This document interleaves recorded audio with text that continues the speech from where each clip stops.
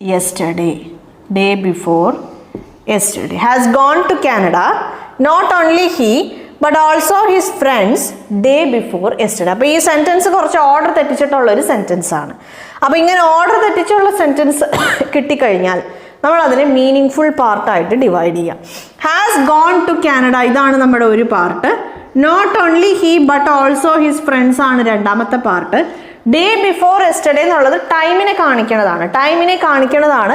നേരത്തെ കഴിഞ്ഞു പോയ സമയത്തിനെ കുറിച്ചാണ് ഇവിടെ കാണിക്കുന്നത്. നേരത്തെ കഴിഞ്ഞു പോയ സമയം, അതിൻ്റെ ആഡ്വർബ് നമ്മുടെ എന്താ പറയുക, നമ്മുടെ സെൻറ്റൻസിൽ തന്നിട്ടുണ്ടെങ്കിൽ നമ്മൾ അവിടെ ഏത് ടെൻസാണ് യൂസ് ചെയ്യേണ്ടത്? പാസ്റ്റ് ടെൻസ് ആണ്. Last week, yesterday, day before yesterday, last month, last year അല്ലേ, ദ പ്രീവിയസ് ഡേ, ഇങ്ങനെയൊക്കെ നമുക്ക് തന്നിട്ടുണ്ടെങ്കിൽ നമ്മൾ അവിടെ പാസ്റ്റ് ടെൻസ് ആണ് യൂസ് ചെയ്യേണ്ടത്. സോ ഇവിടെ നമ്മൾ യൂസ് ചെയ്യേണ്ട ടെൻസ് എന്താണ്? പാസ്റ്റ് ടെൻസ് ആണ്.